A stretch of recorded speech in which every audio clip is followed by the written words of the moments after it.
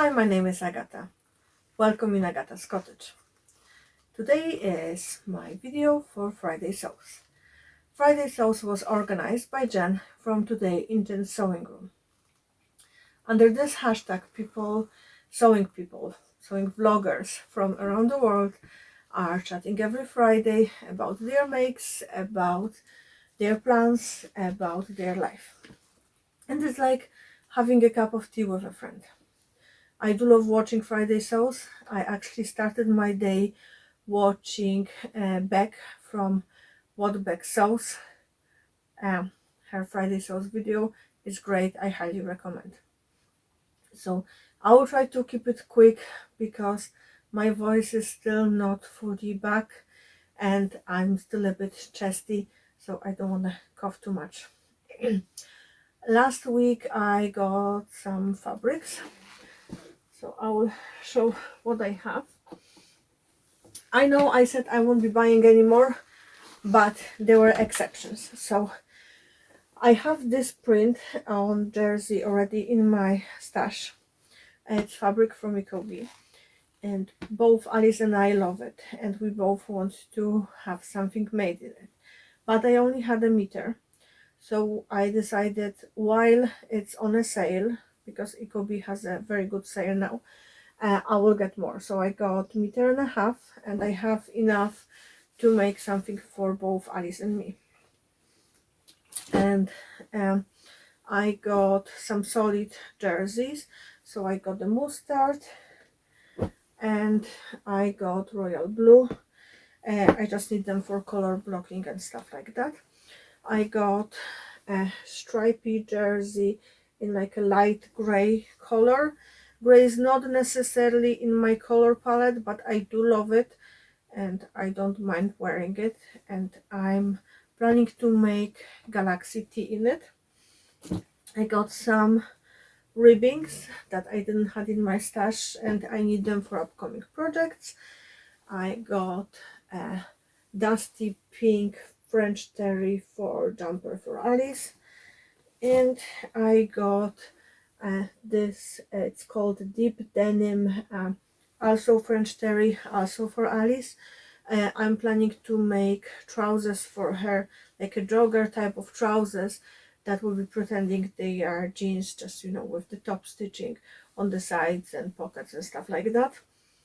So I got 1.5 meters, so that should be more than enough for a pair of trousers for her and hopefully for a jumper that I can color block. And I will show you one fabric that I found in my stash. I was cleaning attic 2 weeks ago. It's not the attic, it's we live in the converted cottage, so all, as you can see, roof is slanted. So we have a storage area that we call attic. It's part of the former attic, and I had some fabric stashed there, and I found a fabric that I got many years ago from a family member. And fabric originally comes from early 70s. It's some kind of polyester blend.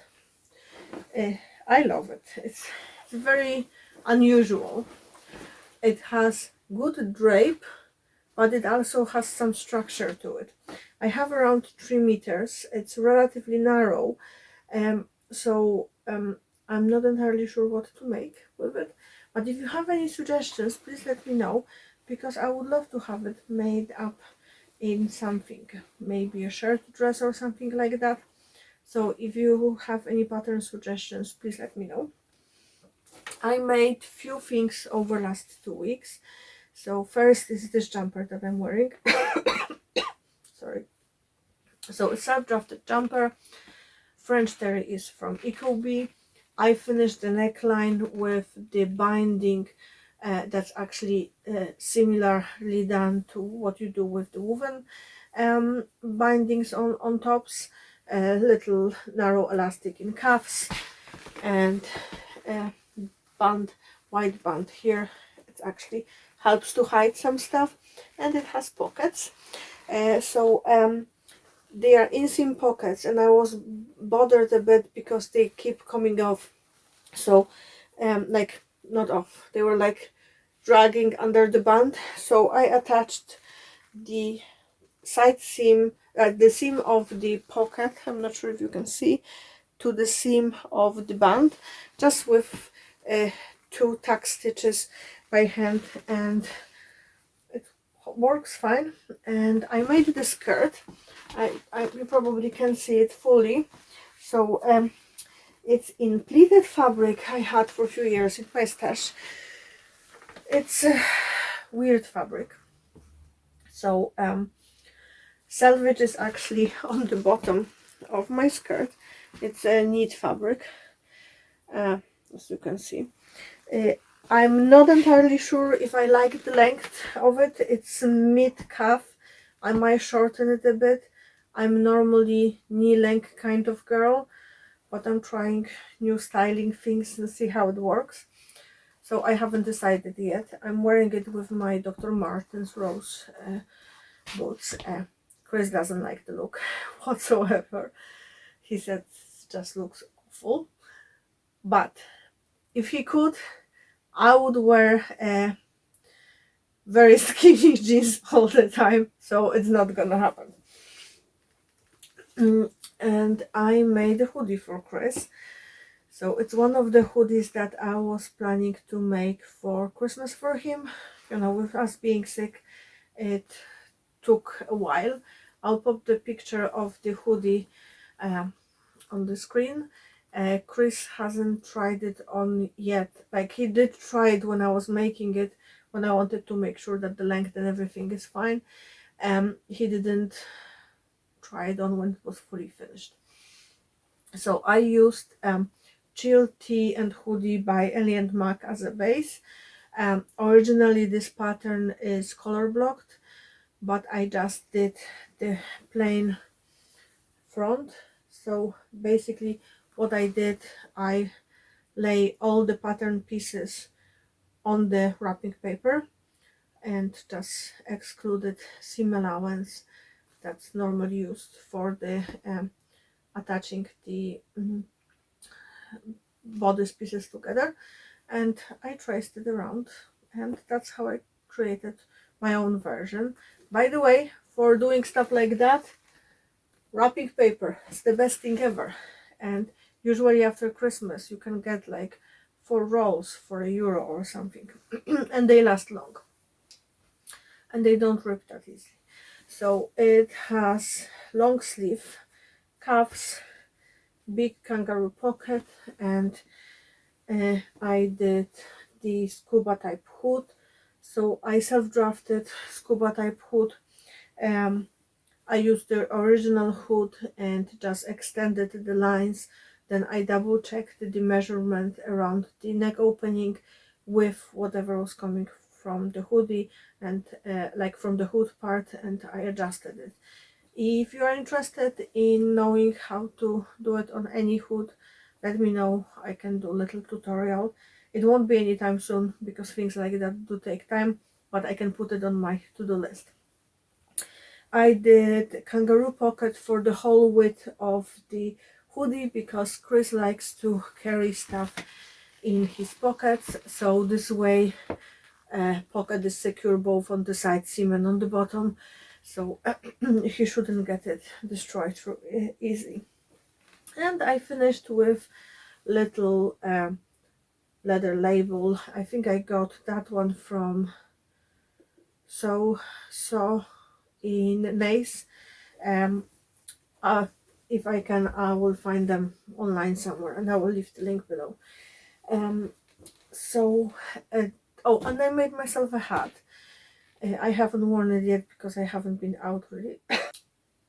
A few weeks ago I watched a video by Ruan, Tamlyn and Rachel when they Northern Source sister, when they mentioned that they are planning to make jackets in January.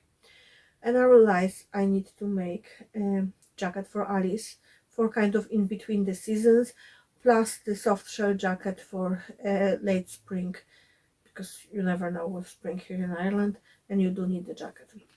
So I made Alice jacket in August 2021, or July 2021 that she loves, but she outgrew it, or she had outgrew that jacket and she needs a new one.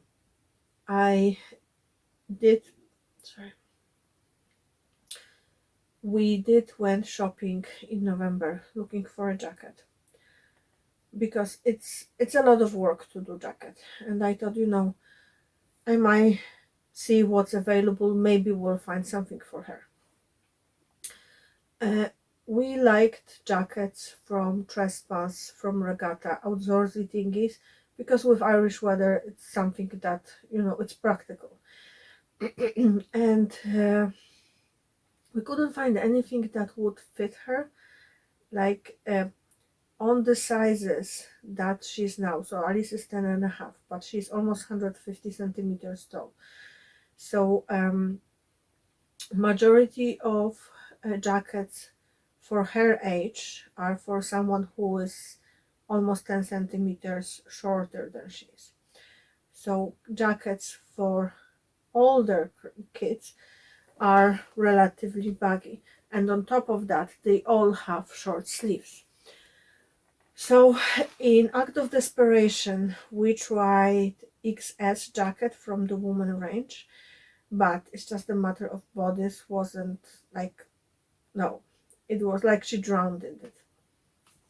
Although in theory she's within the size range, like the bust, waist and hips, relatively she's within the bust range, but like the size range, but it just wasn't working. So I decided, okay, I'm gonna make one. And I do have soft shell, lovely soft shell with fleece backing. I got it last year in Ecobee. I think they still have some. If they do, I will link it down below. It's a navy background with hot pink flamingos, and if I remember correctly, backing is hot pink.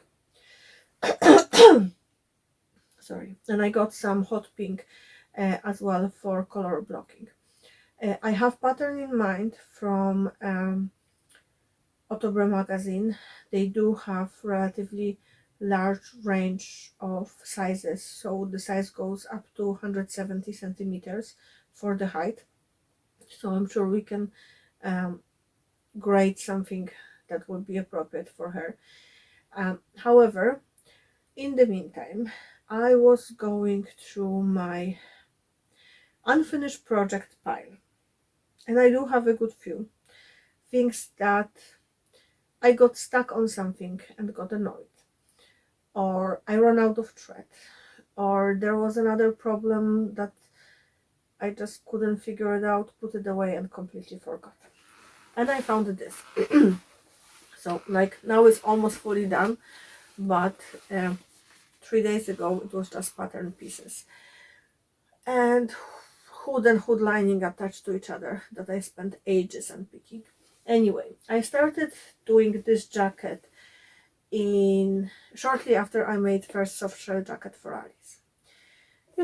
I was feeling on a high that I can make a jacket. So I found the pattern in October magazine that I liked. I traced much bigger size because I knew it's gonna take me a while to make it, especially that I was in the midst of doing her communion dress. So I knew it has to be for the following year. And I got stuck on something. I don't remember on what. And it just rolled everything, put to the back, hide under my desk in the box. So I was going through the pile, I found it, and I thought, okay, girls are doing challenge to do the jacket. My sewing group for the 52 weeks sewing challenge has a prompt for this week, challenge yourself. So it's a sign I really need to finish that jacket. And it's not perfect because the front, like, nothing to do with the pattern, everything to do with fabric and what I did, basically the way how I cut it out. So the front fabric, it's very stiff. However, the lining, it's a fleece that's a bit stretchy, and it was causing a lot of troubles. And originally pattern had buttons, and there is no way I'm doing buttonholes in this, so I added zippers and everything, and then I thought, yeah, but it had, you know, the flap going like that. So, but it's like, okay, we'll try it on. And because this fabric is so stiff, luckily there is more space on front, so it's comfortable for her to wear, although it's very tent-like jacket type of thing, which I personally don't like. But she can wear it when she's out of the house, like doing gardening stuff, when she goes to the woods with daddy and gets dirty, and so, you know, she can have it as a work type of jacket. I'm very proud of the pockets I did. I did inseam pockets. They are super soft and you cannot see them. They are hidden in the lining, so I'm very proud of myself. I did the zipper, and zipper actually fits and match and is straight. I still need to do bottom hem, and because the lining is stretchy and the front fabric is not, I need to do it by hand and then top stitch. And I will actually do top stitching all around and do second layer of top stitching on the hood as well. I attached the cuffs partially by hand, so I don't know if you can see, but basically there's no exposed seam, and you can extend the cuffs, and they're nice and soft and fleecy, so hopefully she will like it. It is what it is. It's not perfect. It never meant to be. Fabric was very cheap. Both fabrics were very cheap when I got them, and I knew that, you know, they might be not the easiest to sew with or the bestest quality, but it was good practice.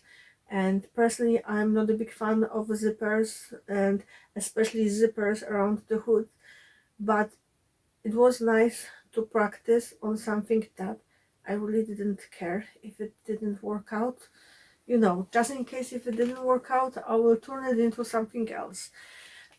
So hopefully she will get somewhere out of it. If not, I will turn it into something else. And so when I was going through my unfinished projects, I decided to go through my whole wardrobe. So I had some things that I haven't worn that often for various reasons. You know, things that were a bit snug, or I didn't like the length, or something was feeling off. So I pull out all the things that I don't like, don't feel comfortable, or something is wrong with them. I tried every single one of them, made notes, marked everything that needs to be done. So I have around 12 projects to make or fix. Like, I have a raglan jumper with matching skirt that would look great if the jumper actually have a proper band and it pretends to be a jumper dress instead of like a low hem, and it just looks weird. I have another jumper that needs changing of the neckband because the neckband got stretched and it doesn't look nice. I have a dress that I actually made at the beginning of pandemic in silky fabric that's kind of like, maybe it has 5% of stretch. I used pattern from Burda magazine, and it was flowy, silky, slippery fabric, nightmare to sew with, but I love it. So I wore the dress once because it was a bit tight around the biceps. I do have relatively wide bicep, however, at the time of making the dress, it didn't occur to me to do the bicep adjustment or to even check, because normally now with practice I learn to check the measurement of my bicep versus the measurement of the actual pattern piece before I will cut it out, and it does help because often I do need to do a wide bicep adjustment and the narrow shoulder adjustment. So anyway, I tried the dress on and it fits nicely in the bust, fits nicely around the waist. I decided to remove the sleeves to deepen the armhole a bit on the top and on the bottom because it's very tight here. And I still have a tiny bit of fabric left, so if I can, I will do either flatter sleeve or just a little butterfly sleeve, so it's not as plain. And I'm hoping to add little belt because it's like a not full empire but relatively high-waisted dress, so just add waistband, like a belt type of waistband thingy, just to accentuate the waist. And I have few more projects like that, so hopefully I can go through one a week. That's my aim, and I can share with you what I made. I don't think I will be taking pictures before, like me before things, in those things before I change them, because some of them are just awful. And but it's a learning curve. You learn, you adjust, you try what works for you, what doesn't, and you go on with your next make. So hopefully my wardrobe will get a few more new things added shortly. What I'm planning to make next week, so one of the projects, I'll pick whichever I feel fancy, and finish this jacket, finish boxers for Kris. So I have his birthday gift ready, and probably work on a jumper for Alice or on the cardigan for me. So some time ago I cut out the Be Mine cardigan by Ellie and Mac in lovely Verona knit from Beyond the Pink Door. I still haven't had the chance to make it, so hopefully it will get on my pile, especially that I have matching threads in my overlocker. And that's it from the things that I'm planning. I'm hoping to record the February sewing plans and January makes early next week. Everything depends how my old voice will work. Oh, I almost forgot. Jen asked us, can we talk about the dream sewing machine, or whatever the machine we would like to upgrade our machine to. And in general, I'm very happy about my Singer Heavy Duty. It has its moods, and there are things that do annoy me, but in general, for my needs, is sufficient. However, we are thinking about upgrading. A machine that Alice was using, my other old Singer, broke, and it's beyond the repair at the moment, and there's no point of investing in repair when the machine costed €90, and I wouldn't expect that machine to last any longer than it did. It served me well, and it served Alice well. Anyway, we were thinking that if instead of buying basic machine for Alice, it might be better to give her my Singer Heavy Duty and get an upgrade for me. So I spoke with John in Waterford. So if anyone in Ireland is watching, John is great for giving advice on the machine for your needs. So I did outline what I need. He suggested something. I had a look and I told him no, it's basically more expensive version of what I already have, and by the brand that I haven't used before. So I said, like, and I read the comments and everything, and it has less stitches than mine. So he said, okay, let me think about this. So he come back to me with few suggestions, and the two that I considered were Janum Atelier 3 and Janum Sewist 780. So I haven't used Jana machine before. I did extensive research over them, and so far for neither of those machines I could find any major negative reviews. Like there were little comments about some things that bothered sewists, but nothing that would be a breaking point for me. So I had a look, compared all them, all both machines, and basically they're very similar, with the fact that Atelier 3 has alphabet and some more stitching options, and it's costing €400 more. So I'm a very practical person. I will not spend €400 on alphabet that I'm not gonna use. So yeah, I'm slowly putting money away for the new machine. So maybe by the end of the year I will have a new one. If not, I'm okay with that.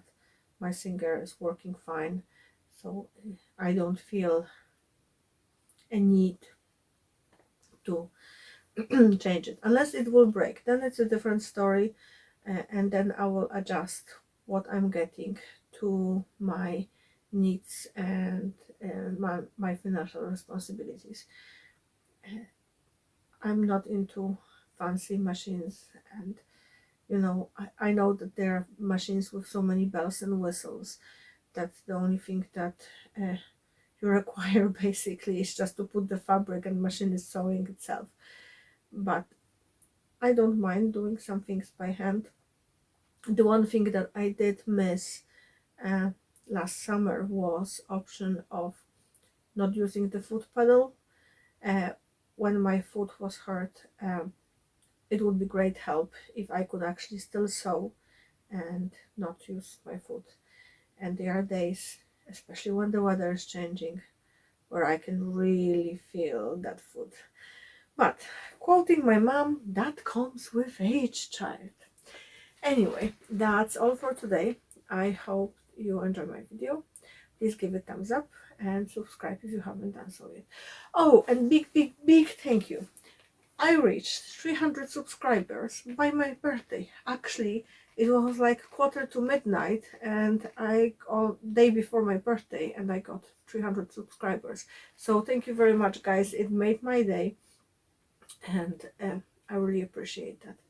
Have a lovely weekend, and I hope to see you soon. Bye.